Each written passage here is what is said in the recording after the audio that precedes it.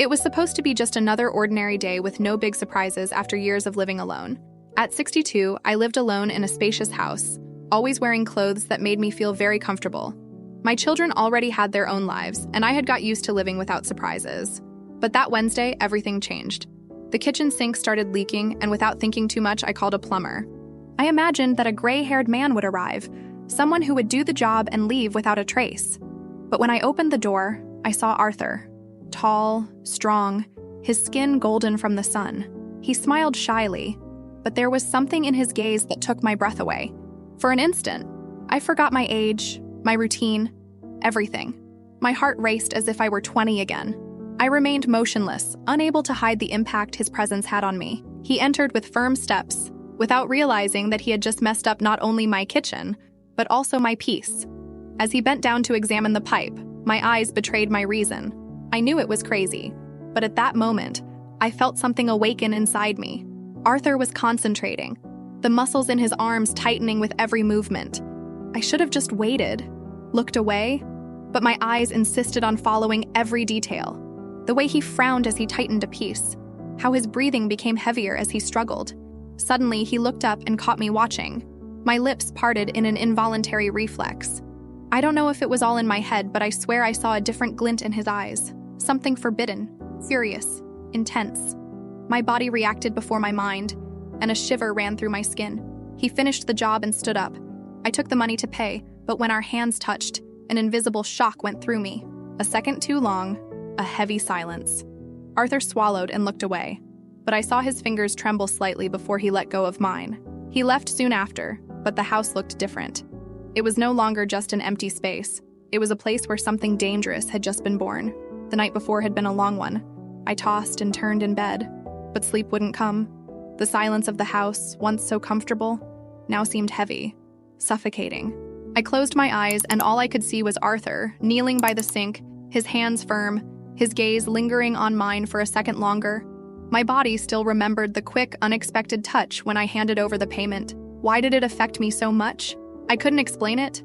I just knew that, for the first time in years, something inside me had woken up. The next morning, while I was having coffee, my thoughts were far away. The touch of Arthur's hands still burned on my skin, and the memory of the look we exchanged made my heart race. I looked at the repaired sink, perfectly working, but the silence in the house seemed more suffocating than ever. Then the phone rang. It was him. Arthur asked politely if everything was all right with the repair, and my mouth came forward before my conscience could stop it. Actually, there's a problem in the bathroom. I invented some kind of fault, something small, irrelevant, but enough to bring him back.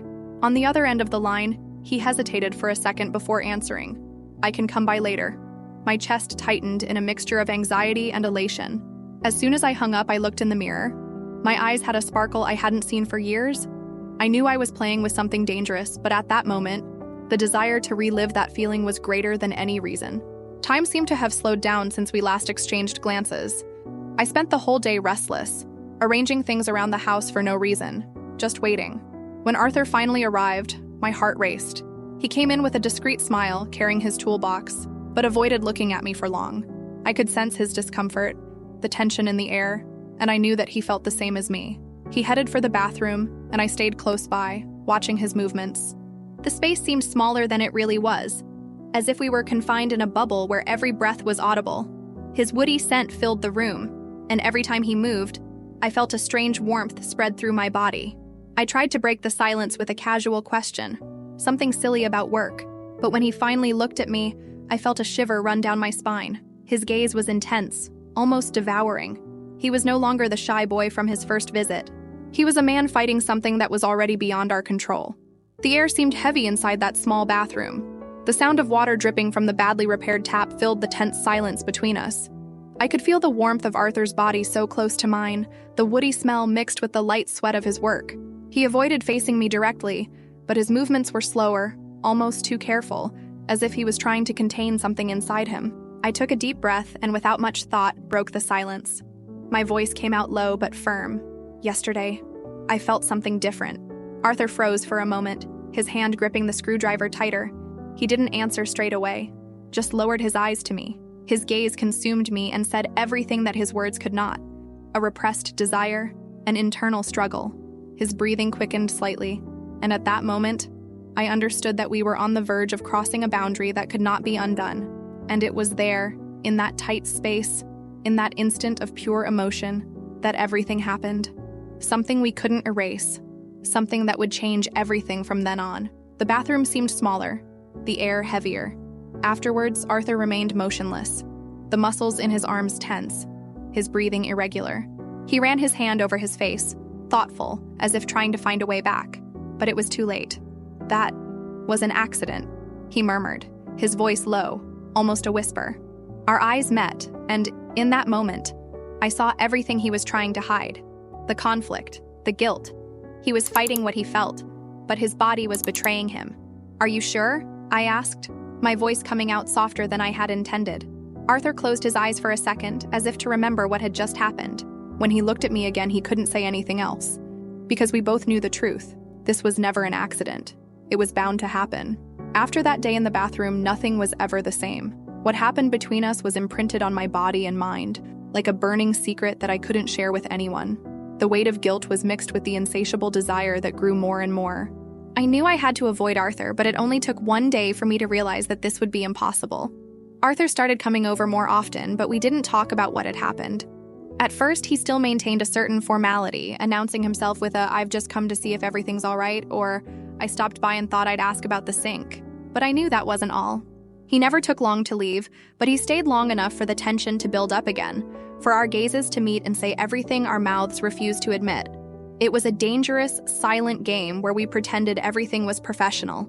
But the silences between one conversation and the next were too long. The accidental touches were too frequent. Arthur avoided looking at me for too long, but when he did, I could clearly see the internal struggle he was going through. He didn't need any more excuses to come back, and I didn't try to stop him. Something had started, and neither of us could put an end to it. Each visit was a risk, a limit being tested. And deep down, we both knew it wouldn't stop there. So, that afternoon, I took courage. I leaned against the kitchen door, crossed my arms, and let slip a disguised invitation. "Stay for coffee?" My voice came out lower, slower, almost like a challenge. He hesitated. He looked at me in a different way. He accepted. Sitting opposite me, Arthur tried to keep the conversation light, but his gaze gave everything away. He was nervous, but he didn't run away. The air between us seemed dense, charged with something forbidden. That's when I asked him a simple question. He took a while to answer, looked away, took a deep breath. But when he finally looked at me, I felt a shiver run through my body. That look said it all. And that's when I realized the line between us was about to be crossed again. That's when, even though the coffee was still hot on the table, Arthur got up, saying he had to finish the job. But I knew he just wanted to prolong his presence there, and I wanted the same. He suggested painting a wall to give the house a fresh look. I agreed without thinking twice. We stood side by side, painting, trying to ignore the electricity in the air. But then I couldn't resist. I took some paint and splashed it lightly on his arm. He smiled, grabbed a handful, and fought back. The joke started out innocent enough, but soon we found ourselves laughing, smeared with paint, as if we were two teenagers. Our gazes met the moment I laughed at a silly joke. The light atmosphere of before now seemed charged with something that neither of us dared to name. Arthur remained silent for a second longer than usual, as if he was remembering everything we had done, fighting an internal battle in his thoughts. The paint on his face was just a detail, but the way he looked at me, as if waiting for me to say something, changed everything. The silence between us was almost deafening. The smell of fresh paint filled the room, but my attention was on Arthur. He took a deep breath, looking away, as if fighting something inside him. He ran a hand through his hair and after a long sigh said softly, "I can't pretend I don't feel anything." My body froze. The weight of those words spread across the space between us, making the minimal distance even more suffocating. I tried to respond, but nothing seemed adequate. He finally looked at me, and the intensity in his eyes made my heart soar. I knew that if I said anything, everything would change. We stood there, trapped in a moment of tension, where every breath seemed like a silent confession. I wanted to ignore it, to pretend that nothing had been said, but it was too late. Something inside me was also shouting the same truth that he had just admitted. Arthur stood up slowly, as if carrying an invisible weight. The tension still hung in the air, thick, undeniable.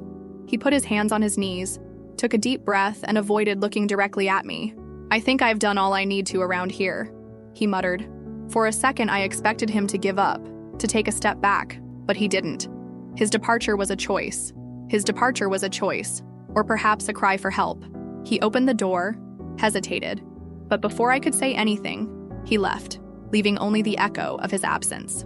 The house was strangely empty. The silence weighed more heavily than I had imagined. I walked over to the freshly painted wall, touching it with my fingertips. My eyes scanned every corner, looking for traces of him, but all that remained was emptiness. The days passed slowly, dragging by. The coffee didn't taste the same. The house seemed too big. I looked at my cell phone, waiting for a message that never came. Did he feel the same way? Did he want to come back too? The nights were the worst. I would lie in bed, stare at the ceiling, and relive every moment. The way he looked at me, the way he hesitated before speaking. What did that goodbye mean? Was it a final goodbye, or just an attempt to get away before it was too late? His absence was almost physical, as if he had left something behind besides memories. With every little noise in the house, my heart raced, imagining that it was him coming back, that he had found an excuse to reappear. But the hours passed and I was still alone. The freshly painted wall became a constant reminder. I would lean against it and close my eyes, feeling the cold of the dry paint. It seemed absurd. Like and subscribe now so you don't miss out on new stories. But it was as if it still held a piece of him. I wondered if I should send him a message, give him an excuse to come back. But what if he was trying to forget? What if I was just a momentary desire, something he was struggling to erase? I didn't know what to think. All I knew was that he wasn't there, and that hurt more than I could admit.